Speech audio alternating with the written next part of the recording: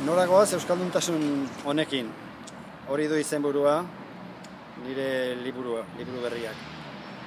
Izenburuak iradokitzen du hain zuzen ere sortua dugun euskalduntasunak ez duela funtzionatzen. Zer da, zertan ez du funtzionatzen? Esan dezagun, ia evidentzia soziala dela, ez duela funtzionatzen erabilera. Ikasten dela, transmititzen dela modu akademiko batean ereduaren bidez eta bar, baina gero ikasle eta gazte jendeak ez duela erabiltzen.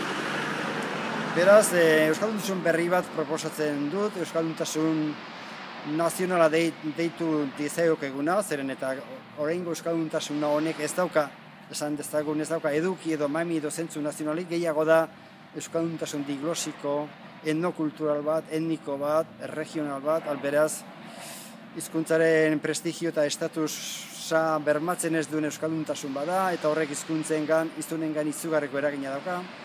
Euskal hiztunak hauskor bihurtzen ditu euskararen estatus ahul horrek, eta beraz alde batetik hiztunak ahaldundu egin behar dugu noski, baina bestetik hizkuntzak bere estatus nazionala eskuratu behar du, esan dezagun boterearen bidez eta instituzioen bidez, eta hori oraingoz ez dugu ikusi.